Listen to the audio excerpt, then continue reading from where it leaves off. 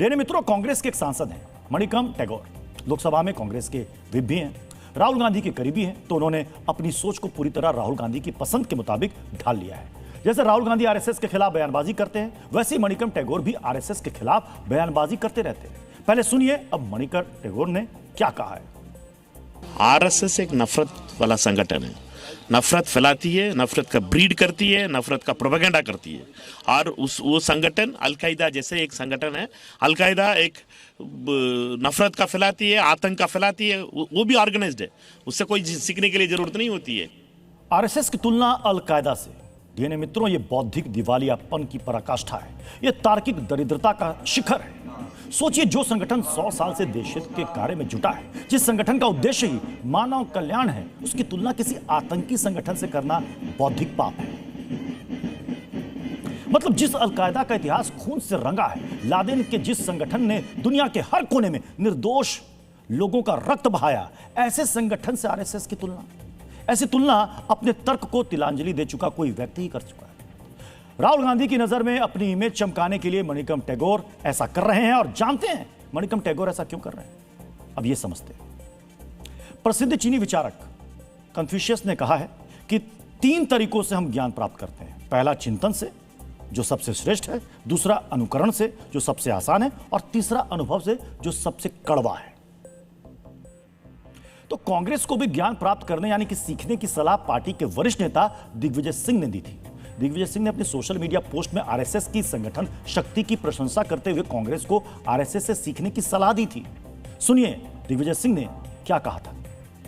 उनकी संगठन क्षमता का मैं प्रशंसक इसलिए हूं कि एक ऐसी संस्था जिसका पंजीयन नहीं है, वो आज देश में इतनी शक्तिशाली हो गई कि देश के प्रधानमंत्री लाल किले से कहते हैं कि ये विश्व का सबसे बड़ा एनजीओ है। अरे भाई, एनजीओ है तो आपका नियम और कानून कहां चले गए?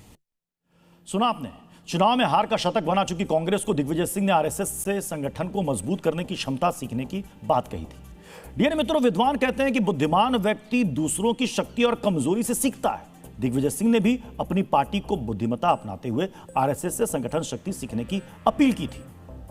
लेकिन जैसा कि प्रसिद्ध विद्वान बेंजामिन फ्रैंकलिन ने कहा है कि अनुभव एक महंगा स्कूल है, लेकिन मूर्ख इसी में सीखते हैं। कांग्रेस नेताओं को आरएसएस से संगठन शक्ति सीखने की दिग्विजय सिंह की सलाह रास नहीं आई। मणिकम टैगोर ने जो कहा हम आपको सुना चुके हैं। अब सुनिए सलमान खुर्शीद ने क्या कहा है। मजबूत का मतलब एक डाकू मजबूत होता है, तो आप ये कहो कि अपने बच्चे से कहो कि तुम भी तुम्हें डाकू बनो। आरएसएस की जगह पर हम चाहेंगे कि एक ऐसा समाज बनाएं और एक ऐसा संगठन बनाएं जिसमें वो त्रुटियां ना हो जो हम समझते हैं आरएसएस में है। प्रसिद्ध विद्वान और जर्मनी के चांसलर रहे ऑटो वन बिस्मार्क ने कहा है कि केवल मूर्ख अपनी गलतियों से सीखता है, बुद्धिमान व्यक्ति दूसरों की गलतियों से सीखता है। कांग्रेस के नेताओं ने अपनी गलतियों से सीखने का हट पाल लिया है। इन्होंने विचारधारा के नाम पर अपने आसपास बड़ी दीवार बना ली है। वो विचारधारा के विरोध की बात तो करते हैं, लेकिन विरोध के लिए मजबूत संगठन बनाने की बात नहीं करते हैं। मणिकम टैगोर और सलमान खुर्शीद जैसे नेताओं ने विचारधारा के नाम पर अपनी तर्क शक्ति को जंजीर से जकड़ दिया है, इसलिए उन्हें आरएसएस की संगठन शक्ति नजर नहीं आती। ऐसी छोटे दायरे में कैद सोच वाले नेताओं को आरएसएस के वरिष्ठ प्रचारक इंद्रेश कुमार ने आईना दिखाया है। जब आदमी और संस्था और उनके नेता लगातार पराजय पराजय पराजय लगातार पिछड़ते पिछड़ते पिछड़ते जाएं, तो उनका फ्रस्ट्रेशन बोलता है। इसलिए